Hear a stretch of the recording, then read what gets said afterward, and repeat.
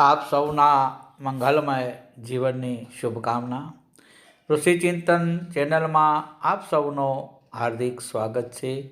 આવો ગાયત્રી મહામંત્ર સાથે સાથે ઓમ ભૂર્ભુવઃ સ્વઃ તત્સવિતુર્વરેણ્યં ભર્ગો દેવસ્ય ધીમહિ ધિયો યો નઃ પ્રચોદયાત.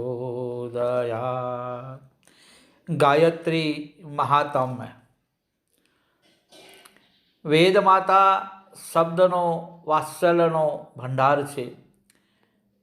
વેદસ્ય વા માતા આ ઉક્તિ અનુસાર કહેવામાં આવે તો તેનો અર્થ એવો થાય છે કે તમામ વેદોની માતા અથવા તો તમામ વેદોને સર્વ સ્વીકારે છે. વેદાયમ માતરમ મંચતે સા વેદમાતા. આ ઉક્તિ અનુસાર વેદો સ્વયં પોતે ગાયત્રીને પોતાની માતા તરીકે સ્વીકારે છે. અનુભવ પણ એ જ સિદ્ધ થયું છે કે જ્યારે સાધના કરનાર કોઈ પણ માણસ બુદ્ધિ અને જ્ઞાનની જન્મદાત્રી એવી ગાયત્રી માતા સાથે આત્મીયતા કેળવે છે અને અડગ શ્રદ્ધા, વિશ્વાસ અને ભાવના તથા તપશ્ચર્યા દ્વારા એમાં ઓતપ્રોત થઈ જાય છે, ત્યારે તેના અંતરમાં એવા વિચારો અને સદ્ભાવના ઉત્પન્ન થાય છે કે જે મહાન ઋષિમુનિઓ દ્વારા રચાયેલ વિરાટ મંત્રોમાં સમાયેલા છે. જો કે આ મહાશક્તિના પ્રેરણાથી વેદ મંત્રનો જન્મ થયો છે. આથી જ તે વેદમાતા કહેવાય છે. ગાયત્રીને પારસમણી પણ કહેવામાં આવે છે. જે રીતે પારસના સ્પર્શ માત્રથી લોખંડ સોનું બની જાય છે, તેવી જ રીતે ગાયત્રી મંત્રના પ્રભાવ માત્રથી લોખંડની જેમ કાટ ચઢી ગયેલું અંતઃકરણ સોના જેવું શુદ્ધ બની જાય છે. જ્યાં જ્યાં ગાયત્રી રૂપી પ્રકાશ ફેલાય છે તે તમામ સ્થાનેથી ખરાબ વિચારો, ખરાબ સ્વભાવ કે ખરાબ ભાવના રૂપી અંધકાર પોતાનું સ્થાન છોડીને ચાલ્યો જાય છે.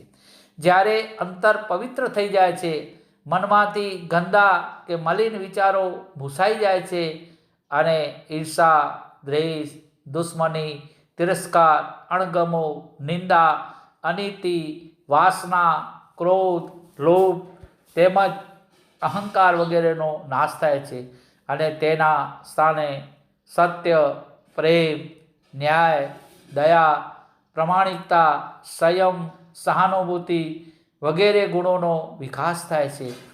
ત્યારે જ ભગવાન દર્શન આપે છે.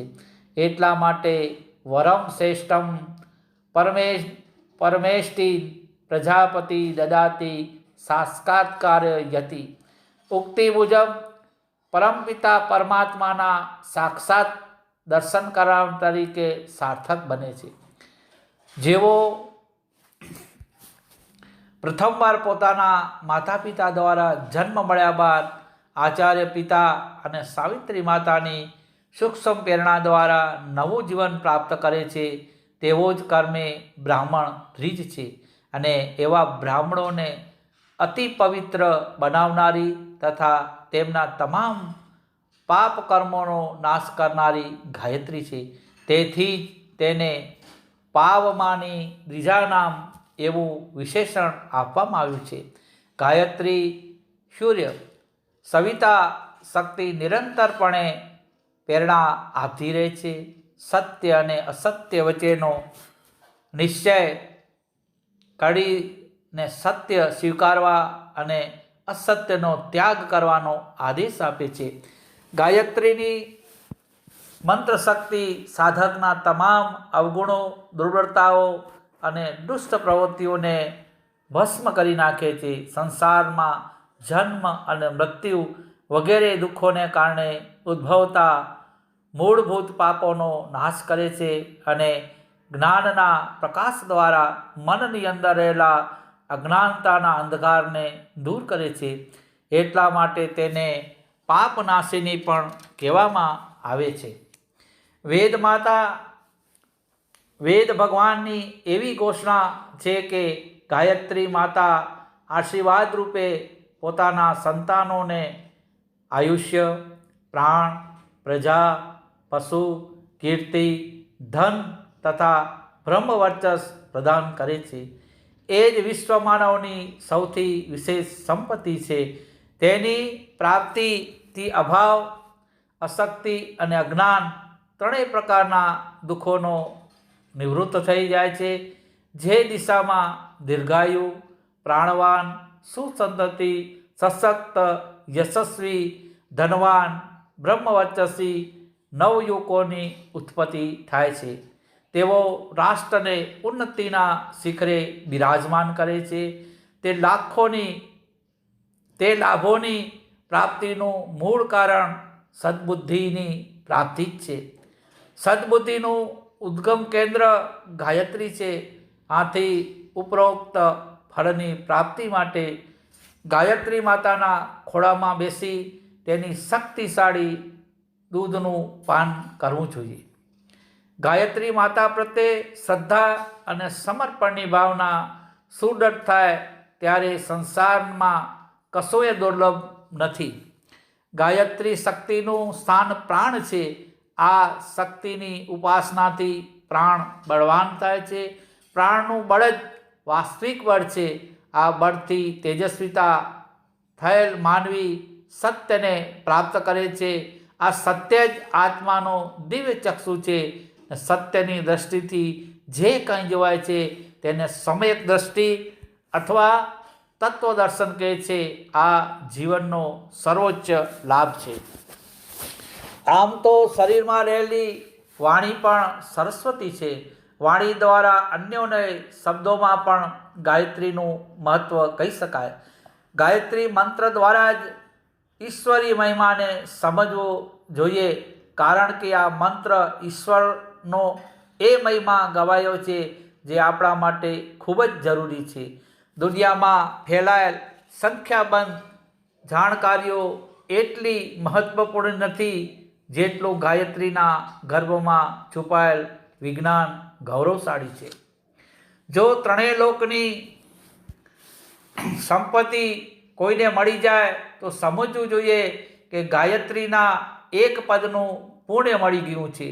જો દાનનું અન્ન ખાઈને પણ લોકસેવા ન કરવાનું મોટામાં મોટું પાપ નષ્ટ થાય. વેદોનો અભ્યાસ કરીને અન્યને અભ્યાસ ન કરાવવાનો, જ્ઞાની હોવા છતાં અન્યને જ્ઞાની ન બનાવવાનું, મહાનમાં મહાન પાપ પણ જો ન લાગે તો તેને ગાયત્રીના બીજા પદના ફળનો પ્રભાવ સમજવો જોઈએ. જગતના તમામ જીવો જો આપણી આજ્ઞાને અનુસરવા લાગે તેને ગાયત્રીના ત્રીજા પદનો પ્રભાવ સમજવો જોઈએ. આ બધું ત્રણેય પદોથી પ્રાપ્ત થઈ ગયું તો પછી દુર્લભ એવા ચોથા પદથી કયો મહાન લાભ પ્રાપ્ત થશે? આ ચોથા પદ માટે આપણે પ્રણામ કરવા જોઈએ કે હે ભગવતી, આપ તો છંદબદ્ધ પદોવાળા હોવા છતાંય અજ્ઞ છો. રજોગુણથી મુક્ત જે ઓમકાર છે તેની શક્તિરૂપ આપશો. પાપરૂપી શત્રુઓથી અમારું રક્ષણ કરજો. જે સ્થાને ગાયત્રી પાઠ થાય છે તે સ્થાને અગ્નિ દ્વારા કાષ્ઠને હાનિ નથી થતી. બાળકોનું આકસ્મિક મૃત્યુ નથી થતું કે ન તો ત્યાં સાપ વગેરેનો વાસ થાય છે. જેઓ ગાયત્રીના ગુણોથી ભરપૂર વેદોને સ્વીકારે છે તેઓને કોઈ પણ પ્રકારનું દુઃખ કે કષ્ટ થતા નથી, પરંતુ તેઓ જીવનના લક્ષ્યને પ્રાપ્ત કરે છે. ગાયો વચ્ચે ગાયત્રી પાઠ કરવાથી ગાયોનું દૂધ અધિક પૌષ્ટિક થાય છે. ઘરમાં હોય કે બહાર હોય, હરતા ફરતા સદા ગાયત્રીનો જપ કર્યા કરો. ગાયત્રી બ્રહ્મ સ્વરૂપ તથા સનાતન છે. એ જ તમામ કાળનું સર્વભૂતોનું હૃદય તથા શ્રુતિ છે. ચંદ્રવંશીય, સૂર્યવંશી, રઘુવંશીય, કુરુવંશીય બધાય રાજાઓ પરિપૂર્ણ પવિત્ર ભાવથી અને પૂર્ણ પવિત્ર ભાવથી સર્વહિતકારી આ ગાયત્રી મહામંત્રનો જપ કરતા હતા. મહાભારતના પણ ગાયત્રી મંત્રનો મહિમા ઘણી વખત ગાવાયો છે. ભીષ્મ પિતામહ જ્યારે યુદ્ધના સમયે ઘવાઈને જ્યારે મૃત્યુશયા પર પડ્યા હોય છે ત્યારે પણ અંતિમ ઉપદેશના સ્વરૂપે યુધિષ્ઠિરને ગાયત્રીની ઉપાસનાની પ્રેરણા આપે છે. યુધિષ્ઠિર પિતામહને પ્રશ્ન પૂછે છે કે હે તમામ શાસ્ત્રોના વિશારદ મહાપ્રજ્ઞ પિતામહ, કયા મંત્રના સદાય જપથી કરવાથી વિશેષ ફળ પ્રાપ્ત મળે છે? ભીષ્મ પિતામહ યુધિષ્ઠિરને આ પ્રશ્નનો ઉત્તર આપતા જણાવ્યું કે જે માણસ સાવિત્રી ગાયત્રીનું જપ કરે છે તેમને ધન, સાધન, ઘર એમ તમામ ભૌતિક સુખો પ્રાપ્ત થાય છે. તેમને રાજા, દુષ્ટો, રાક્ષસ, અગ્નિ, જળ, વાયુ અને સર્પ કોઈનો ભય રહેતો નથી. જે લોકો આ ઉત્તમ મંત્ર ગાયત્રીના જપ કરે છે તેમને બ્રાહ્મણ, ક્ષત્રિય, વૈશ્ય અને શુદ્ધ આ ચારે વર્ણ તથા 4 આશ્રમોમાં પ્રાપ્ત થાય છે. વિશ્વામિત્રના કથન અનુસાર ગાયત્રી જેવો ચારે વેદોમાં કોઈ મંત્ર નથી. સંપૂર્ણ વેદ, યજ્ઞ, દાન, તપ ગાયત્રી મંત્રની એક કળા સમાન પણ નથી. મનુ ભગવાનનું એક કથન છે કે બ્રહ્માજીએ ત્રણેય વેદોની સાર રૂપે 3 ચરણોવાળી ગાયત્રી મંત્ર આપ્યો છે. ગાયત્રીથી અધિક એવો પવિત્ર મંત્ર કરનાર અન્ય કોઈ મંત્ર નથી. જે મનુષ્ય નિયમિત રૂપે 3 વર્ષ સુધી ગાયત્રીનો જપ કરે છે તે ઈશ્વરને પ્રાપ્ત કરે છે. જે દ્વિજ, બ્રાહ્મણ બંને સંધ્યાઓમાં ગાયત્રીના જપ કરે છે તે વેદ પઠન કર્યાનું ફળ પ્રાપ્ત કરે છે. અન્ય કોઈ સાધન કરે કે ન કરે, માત્ર ગાયત્રી જપથી જ સિદ્ધિ પ્રાપ્ત કરી શકે છે.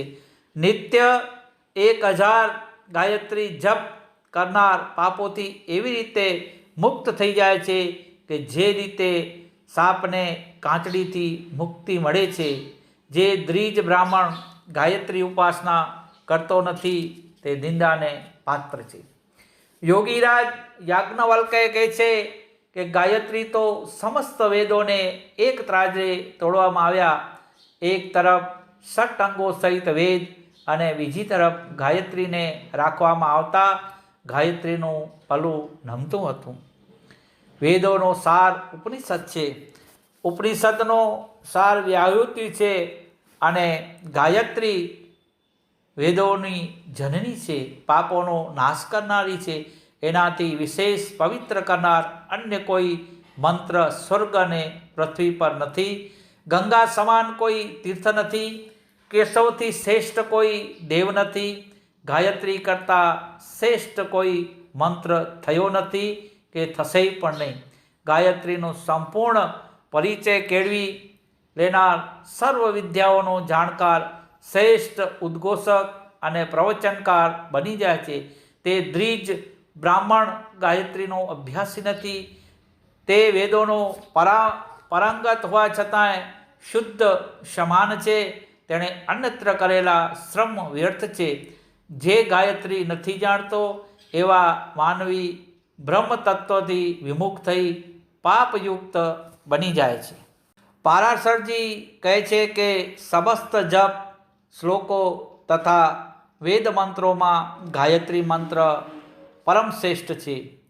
ભક્તિપૂર્વક ગાયત્રીના જપ કરનાર પરમ મુક્ત થઈને પવિત્ર બની જાય છે. વેદ, શાસ્ત્ર, પુરાણ, ઇતિહાસનો અભ્યાસ કરવા પછી જે ગાયત્રીથી અલિપ્ત છે, ગાયત્રી રહિત છે, તેને બ્રાહ્મણ સમજવો ન જોઈએ. શંખ ઋષિના મતે નરકરૂપી સમુદ્રમાં ડૂબાવનારનો હાથ પકડીને બચાવનારી ગાયત્રી જ છે. તેના કરતાં ઉત્તમ ચીજ સ્વર્ગ અને પૃથ્વી પર એકે નથી.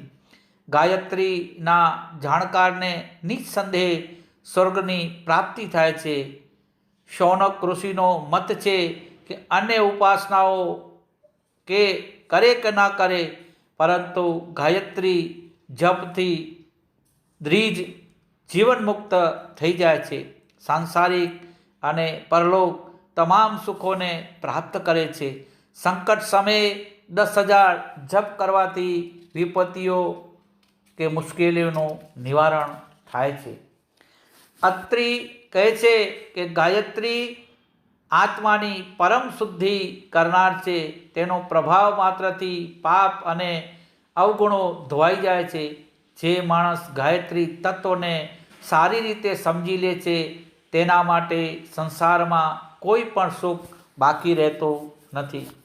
મહર્ષિ વ્યાસજી કહે છે જે પ્રમાણે ફૂલોનો નિચોડ મધ છે, દૂધનો નિચોડ ઘી છે, તે જ પ્રમાણે તમામ વેદોનો નિચોડ ગાયત્રી છે. સિદ્ધ કરેલી ગાયત્રી કામધેનુ સમાન છે. જેમ ગંગા શરીરના પાપોને શુદ્ધ કરીને પવિત્ર કરે છે, તેમ ગાયત્રી રૂપી બ્રહ્મ ગંગાથી આત્મા પવિત્ર થાય છે. જે ગાયત્રીને તજીને અન્ય ઉપાસના કરે છે તે મિષ્ટાન છોડી ભિક્ષા માંગનાર મૂર્ખ સમાન છે. કામ ઉપર જીત મેળવવા તથા તપની સિદ્ધિ માટે ગાયત્રીથી શ્રેષ્ઠ અન્ય કશું જ નથી. ભારદ્વાજ ઋષિ કહે છે કે બ્રહ્મા વગેરે દેવો પણ ગાયત્રીના જપ કરે છે અને બ્રહ્મનો સાક્ષાત્કાર કરાવનારી છે.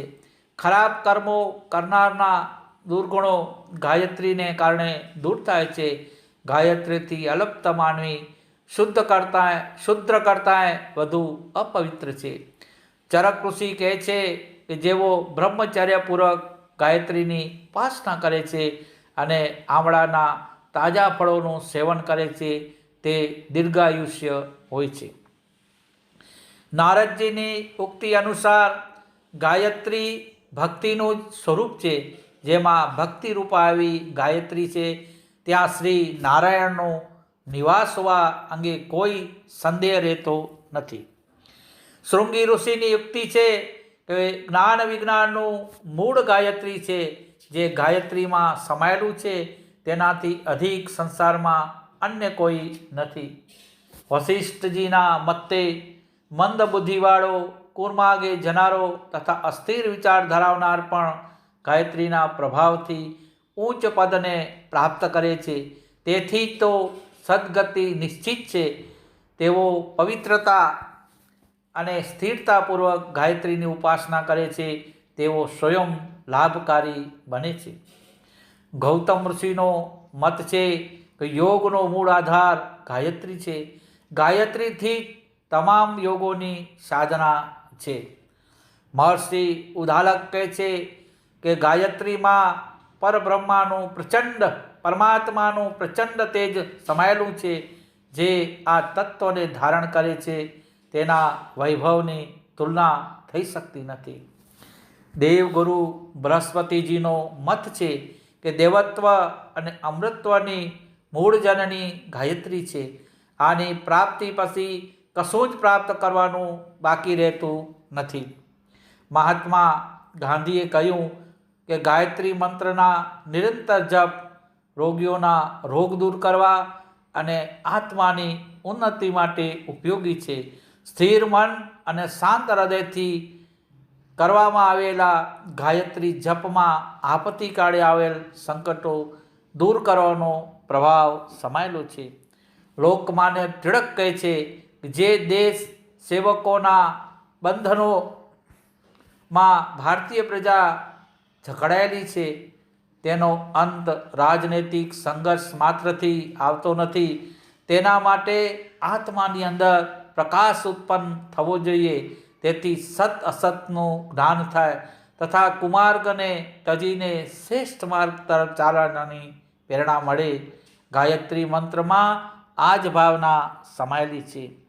શાસ્ત્રોમાં, ધર્મગ્રંથોમાં, સ્મૃતિઓમાં, પુરાણોમાં ગાયત્રી મહિમા તથા સાધના દ્વારા પ્રકાશ ફેલાવનાર સહસ્ત્ર શ્લોકો સમાયેલા છે.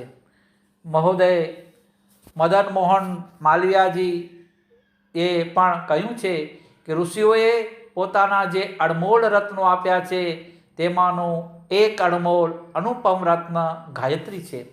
ગાયત્રીથી બુદ્ધિ પવિત્ર થાય છે, ઈશ્વરીય પ્રકાશ આત્મામાં આવે છે. આ પ્રકાશથી અસંખ્ય આત્માઓનું જન્મના બંધનોમાંથી મુક્તિ મળે છે. તે ભૌતિક અભાવો દૂર કરે છે. બ્રાહ્મણો માટે ગાયત્રીની ઉપાસના કરવી ખૂબ જરૂરી છે. બ્રાહ્મણ ગાયત્રીના જપ નથી કરતો તે પોતાના ધર્મ પ્રત્યે કર્તવ્યો ચૂકવવાનો ગુનેગાર બને છે.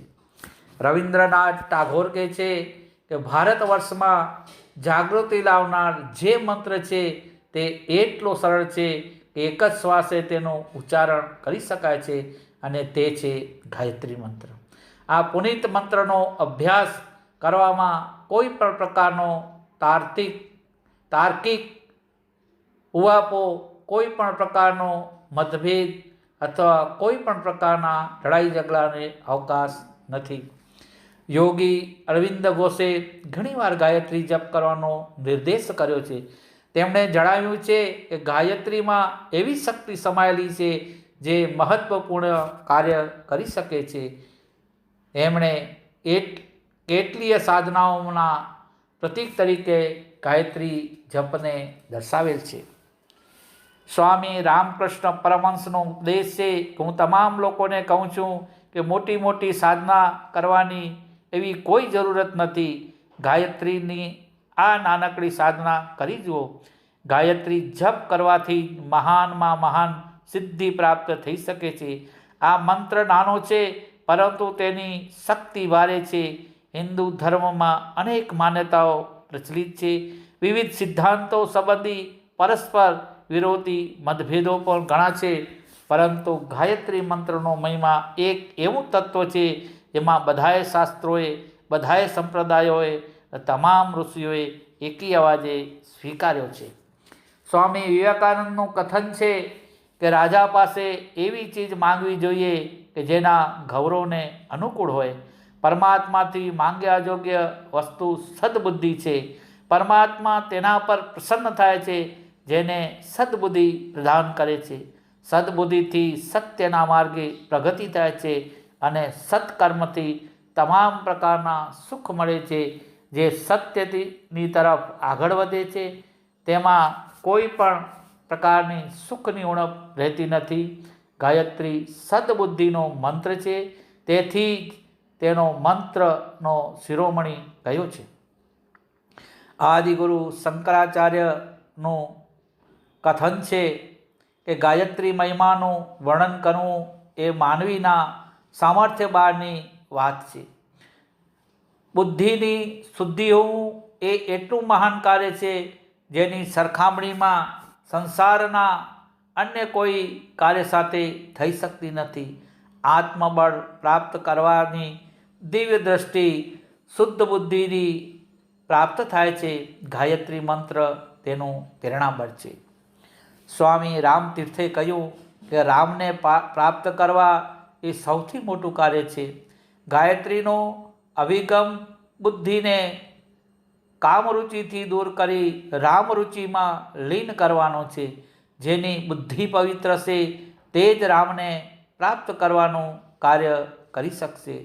ગાયત્રી જણાવે છે કે બુદ્ધિમાં એટલી પવિત્રતા હોવી જોઈએ કે કામને રામથી અધિક ન સમજે. મહર્ષિ રમણનો ઉપદેશ છે કે યોગ વિદ્યાની સાથે સાથે રહેલા મંત્ર વિદ્યા ખૂબ પ્રબળ છે. મંત્રોની શક્તિથી અદ્ભુત સફળતાઓ પ્રાપ્ત થાય છે. ગાયત્રી મંત્ર એ જ છે જેનાથી આધ્યાત્મિક અને ભૌતિક બંને પ્રકારના લાભો પ્રાપ્ત થાય છે. સ્વામી શિવાનંદજી કહે છે કે બ્રહ્મ મુહૂર્તમાં ગાયત્રી જપ કરવાથી ચિત્ત શુદ્ધ થાય છે અને હૃદય નિર્મળ બને છે. શરીર નિરોગી રહે છે. સ્વભાવમાં નમ્રતા આવે છે. કાલી કમલીના બાબા વિશુદ્ધાનંદજી કહે છે કે ગાયત્રી એ ઘણાને સુમાર્ગે વાળ્યા છે. ખરાબ રસ્તે જનાર માણસને પ્રથમ તો ગાયત્રી તરફ રુચિ હોતી નથી. કદાચ ઈશ્વર કૃપાથી આમ થાય તો તે ખરાબ માણસ ખરાબ રસ્તે જતો નથી. ગાયત્રી જેના હૃદયમાં વાસ કરે છે તેનું મન ઈશ્વર તરફ ઢળે છે. વિષય વિકારોથી વ્યર્થતાનો તેને યોગ્ય પ્રકારે અનુભવ છે. કેટલાય મહાત્માઓ ગાયત્રીના જપ કરેથી પરમ સિદ્ધ થયા છે. પરમાત્માની શક્તિ જ ગાયત્રી છે. જે ગાયત્રીની સમીપે જાય છે તેને શુદ્ધ બને છે. આત્મકલ્યાણ માટે મનની શુદ્ધિ જરૂરી છે. મનની શુદ્ધિ માટે ગાયત્રી મંત્ર અદ્ભુત છે. ઈશ્વર પ્રાપ્તિ માટે ગાયત્રી મંત્રને સીડીનું પ્રથમ પગથિયું સમજવું જોઈએ. દક્ષિણ ભારતના પ્રસિદ્ધ આત્મજ્ઞાની ટી શુવારાઓ કહે છે કે સવિતા નારાયણ સૂર્યની દેવી પ્રકૃતિને સવિતા કહે છે. આદિશક્તિ હોવાને કારણે તેને ગાયત્રી કહે છે. ગીતામાં આદિત્ય વર્ણ તરીકે જેનું વર્ણન થયું છે એ ગાયત્રીની ઉપાસના કરવી એ યોગનું પ્રથમ અંગ છે. શ્રી સ્વામી કરપાત્રીજીનું કથન છે કે જેઓ ગાયત્રીના અધિકાર પાત્ર છે તેમણે નિયમિત રૂપે ગાયત્રીના જપ કરવા જોઈએ. દ્વિજ માટે ગાયત્રી જપ એક અતિ આવશ્યક ધર્મ કાર્ય છે. ગીતા ધર્મના વ્યાખ્યાતા શ્રી સ્વામી વિદ્યાનંદજી કહે છે કે ગાયત્રી બુદ્ધિને પવિત્ર કરે છે. બુદ્ધિની પવિત્રતા વિશેષ જીવનમાં અન્ય કોઈ લાભ નથી. તેથી ગાયત્રી એક મહાન લાભની જનની છે. સર રાધાકૃષ્ણ કહે છે જો આપણે આ સાર્વભૌમિક પ્રાર્થના પર વિચાર કરીએ તો આપણને સમજાશે કે ખરેખર ગાયત્રી આપણને કેટલાય નક્કર લાભ આપે છે. ગાયત્રી આપણી અંદર ફરીથી જીવનનો સ્ત્રોત ઉત્પન્ન કરનાર સબળ પ્રાર્થના છે. પ્રસિદ્ધ આર્ય સમાજી મહાત્મા સર્વદાનંદજીનું કથન છે કે ગાયત્રી મંત્ર દ્વારા પ્રભુનું પૂજન કરવું એ આર્યોની સદાયની રીતિ રહી છે. ઋષિ દયાનંદે પણ એ જ શૈલીનું અનુકરણ કરી સંધ્યાની પૂજા તથા વેદોના સ્વાધ્યાયની શરૂઆત કરવાનું સૂચન કર્યું છે. એમ કરવાથી અંતઃકરણની શુદ્ધિ તથા બુદ્ધિ નિર્બળ બને છે અને મનુષ્ય જીવન પોતાના માટે તથા અન્યને માટે હિતકારી બને છે. આ શુભ કાર્યમાં જેટલી વિશેષ શ્રદ્ધા અને વિશ્વાસ હશે તે અનુસાર જીવનના તમામ કલેશ અને અજ્ઞાનનો પરાજય થાય છે. આર્ય સમાજના જન્મદાતા શ્રી દયાનંદજી ગાયત્રીના શ્રદ્ધાળુ ઉપાસક હતા. સ્વામીજીએ કહ્યું હતું કે ભાગવત સપ્તાહની સરખામણીએ ગાયત્રી પુરસ્ચરણ અધિક શ્રેષ્ઠ છે. ચારેય વેદોનું મૂળ આ મંત્ર છે. આદિકાળમાં તમામ ઋષિમુનિઓ ગાયત્રીનો જપ કરતા હતા. ગાયત્રીએ ઘણા સ્થાને વિશાળ ગાયત્રી અનુષ્ઠાનનું આયોજન કર્યું હતું. આ પ્રમાણે વર્તમાન શતાબ્દીના અનેક લોકમાન્ય બુદ્ધિવાદી મહાપુરુષોના અભિપ્રાય સંગ્રહિત છે જે તમામ પર વિચારણા કરતા એવા નિર્ણય પર આવવું પડે કે ગાયત્રી ઉપાસના એ કોઈ અંધશ્રદ્ધાભરી પરંપરા નથી, પરંતુ તેમાં આત્માની ઉન્નતિ કરનાર નક્કર તત્વોનું બળ છે. આ મહાન શક્તિને અપનાવવા માટે જે માનવીએ પ્રયત્ન કર્યો છે તેને લાભ થયો છે. ગાયત્રી સાધના ક્યારેય નિષ્ફળ જતી નથી. ગાયત્રી પૃથ્વીલોકની કામધેનુ છે. તે આત્માની તમામ પ્રકારની ભૂખ તરસને શાંત કરે છે. ગાયત્રીને સ્પર્શનાર મનુષ્યનું પુણ્ય માનવી તરીકે પરિવર્તન થઈ જાય છે. તેથી ગાયત્રીને પારસમણી પણ કહે છે. ચાહે કોઈ પણ સંસારી હોય યા વૈરાગી, ગાયત્રી ઉપાસના તમામ માટે સમાન રૂપે લાભદાયક છે. ગાયત્રી ઉપાસના તમામ દ્વિજ માટે અનિવાર્ય ધાર્મિક કર્મ છે. તેની ઉપેક્ષા કરવી એ સ્વયંના પુનિત ધર્મ કર્તવ્યથી વિમુખ થવા સમાન છે. દુઃખ, કષ્ટ, વિપત્તિ, ચિંતા તેમજ નિરાશાની પળોમાં ગાયત્રીને આશ્રય જવાથી તરત જ શાંતિ પ્રાપ્ત થાય છે. માતાજીની કૃપા દ્રષ્ટિથી પર્વત સમાન સંકટ પણ રાઈ જેવું હલકું બની જાય છે અને અંધકારમાં પણ આશાની જ્યોતિ પ્રજ્વલિત થાય છે. ગાયત્રીને સર્વશક્તિમાન, સર્વ સિદ્ધિદાયિની અને સર્વ કષ્ટ વિનાશિની કહેવામાં આવી છે. પ્રાચીન ગ્રંથોમાં ગાયત્રી અંગે વિસ્તૃત વર્ણન છે. અનેક ગ્રંથોમાં ગાયત્રીના વિવેચન, ઇતિહાસ, વર્ણન, સાધના અને મહાત્મ્ય વગેરે સંબંધી ખૂબ જ લખવામાં આવેલ છે. એક જ ગાયત્રી મહામંત્ર એટલો સારભર્યો મંત્ર છે, તેને સમજતા કઈ કેટલાય જન્મો વીતી જાય.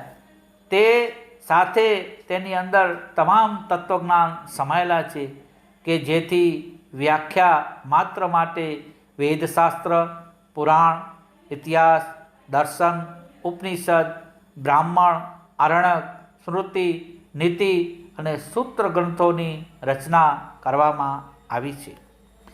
વેદ માતા ગાયત્રીનો મંત્ર નાનો છે. એમાં 24 અક્ષર છે, પરંતુ થોડા જ અક્ષરોમાં પણ અનંત જ્ઞાનનો સમુદ્ર ભર્યો છે.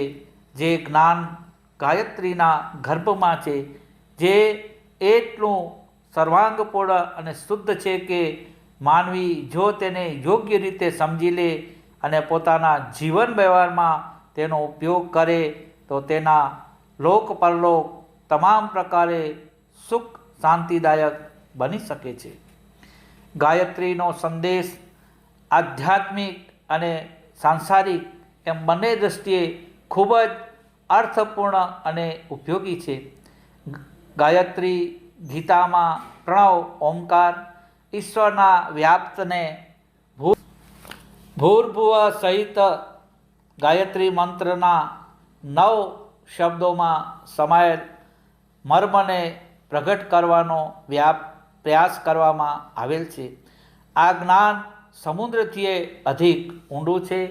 સાધક જ્યારે પણ તેમાં ડૂબકી મારે છે ત્યારે એક એકથી ચડિયાતા મૂલ્યવાન રત્નો તેના હાથમાં આવે છે અને તમામ સાંસારિક સમસ્યાનું સમાધાન તુરત જ મળી જાય છે.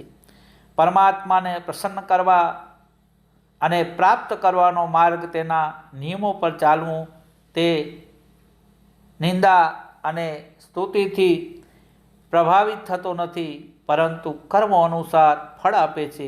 પરમાત્માને પોતાના અંતરમાં અનુભવાથી આત્મા પવિત્ર બને છે અને સત ચૈતન્યતા અને આનંદની અનુભૂતિ થાય છે. ગાયત્રી દ્વારા બુદ્ધિની શુદ્ધિ અને તે શુદ્ધ બુદ્ધિથી આત્માની ઉન્નતિ થાય છે. આત્મબળ તે સાધન છે. તેની શક્તિથી અત્યંત દુર્લભ એવી તમામ વસ્તુઓ પ્રાપ્ત કરી શકાય છે. આત્મા પરમાત્માનો અંશ છે. એના માટે પોતાના પિતાને નિર્માણ કરેલ હોય કોઈ પણ વસ્તુ અપ્રાપ્ય હોતી નથી. જેમ જેમ પાત્રતા વધતી જાય છે તેમ તેમ દેવી ભંડારની ચાવીઓ પ્રાપ્ત થતી રહે છે. ગાયત્રીના 3 પદ પ્રસિદ્ધ છે, પરંતુ ઉપનિષદો તથા તંત્ર ગ્રંથોમાં ક્યાંક 4 પદવાળી ગાયત્રી પણ પ્રાપ્ત થાય છે. 24 અક્ષરોવાળી ગાયત્રીના અંતમાં ક્યાંય એક વિશેષ પદ જોડાયેલું જોવા મળે છે. એ જ પરોરજ એ સાવદોમ એ ચોથા પદને જાણે છે. તે લક્ષ્મી અને યશથી પ્રતિષ્ઠિત બને છે. સૂર્યને વીર્ય અને પૃથ્વીને રજ માનવામાં આવે છે. સૂર્યની શક્તિથી સંસારની તમામ ક્રિયાઓ થાય છે. તે જ પ્રમાણે આત્મા પોતાની ક્રિયાશીલતા દ્વારા વિવિધ પ્રકારની પરિસ્થિતિઓનું નિર્માણ કરે છે. પ્રારબ્ધ, ભાગ્ય, દેવ વગેરે પણ માણસોના પોતાના પ્રાચીન કર્મોનું પરિણામ માત્ર જ છે. તેથી જ પોતાના માટે એવી પરિસ્થિતિનું યોગ્ય અને સારી રીતે લાગતી હોય તે અનુસાર પોતાને બનાવવું જોઈએ. પોતાના ભાગ્યનું નિર્માણ કરવું તે દરેક માનવીના પોતાના હાથમાં જ છે. તેથી જ આત્મનિર્માણ તરફ સૌથી વિશેષ ધ્યાન આપવું જોઈએ. બહારની સહાયતા પણ પોતાની અંદરની સ્થિતિ અનુસાર જ મળે છે. મનુષ્યે તેજસ્વી, બળવાન, પુરુષાર્થી બનવું જોઈએ.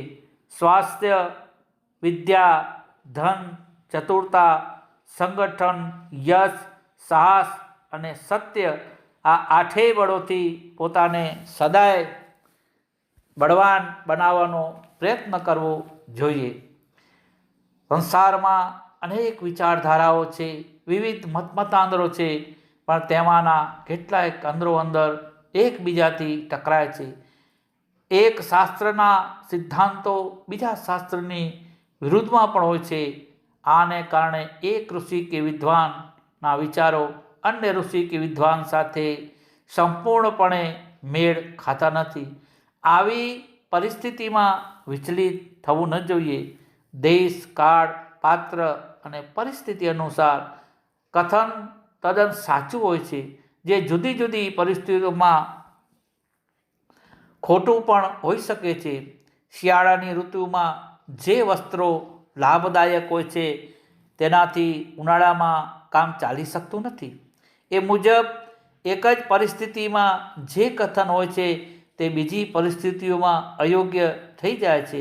એટલા માટે કોઈ પણ ઋષિ, વિદ્વાન, નેતા કે શાસ્ત્રની નિંદા કરતા પહેલાં આપણે એમાં રહેલું એ તત્વ ગ્રહણ કરવું જોઈએ જે આજની પરિસ્થિતિને અનુકૂળ છે.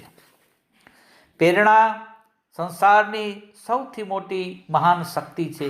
એના સિવાય તમામ સાધન સામગ્રી નકામી છે. પછી ભલે તે કેટલીય અમૂલ્ય કેમ ન હોય.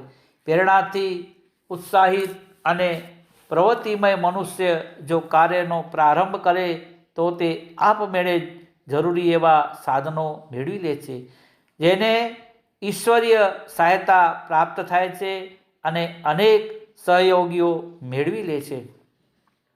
તેથી જ સ્વયંને સદમાર્ગે ચાલવા પ્રેરણા અને પ્રોત્સાહન આપવું જોઈએ તથા બીજાઓને શ્રેષ્ઠતાની દિશામાં આગળ લાવવા પ્રેરિત કરવા જોઈએ. વસ્તુઓ આપીને કોઈના ઉપર એટલો ઉપકાર કરી શકાતો નથી. સદકાર્ય માટે પ્રેરણા આપી એ વિશાળ અને મહાન કાર્ય છે. તેની સરખામણીએ નાના મોટા તમામ પુણ્યકર્મો પણ તુચ્છ લાગે છે. જે વ્યક્તિ આ વાત યોગ્ય રીતે હૃદયમાં સમાવી જાણે છે તે ક્યારેય દુઃખી થતો નથી.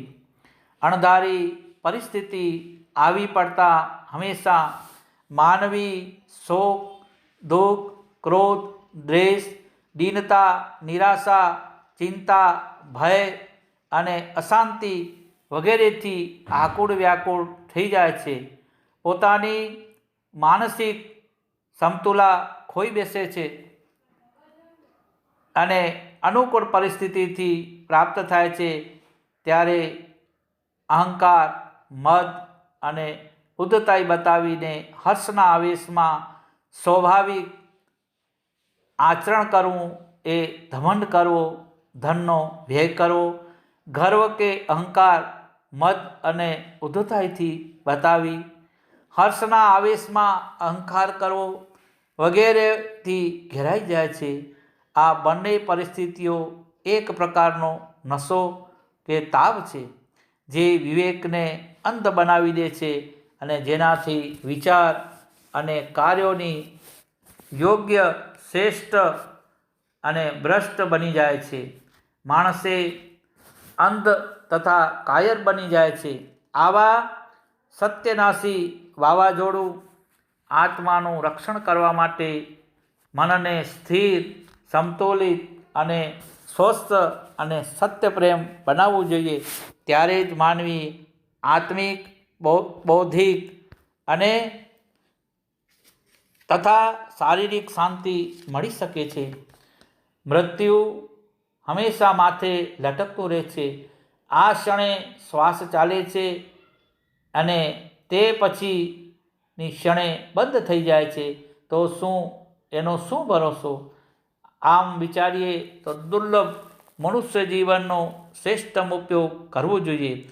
એમ વિચારવું જોઈએ કે અલ્પ જીવનમાં ક્ષણિક સુખ માટે પાપ કર્મ કરીએ તો એના કારણે લાંબા સમય સુધી દુઃખ ભોગવવું પડે છે. જે વિદ્યાભ્યાસ, સમાજ સુધારણા, ધર્મ પ્રચાર વગેરે શ્રેષ્ઠ કાર્યો કરતા હોય એમ વિચારવું જોઈએ કે જીવન અખંડ છે.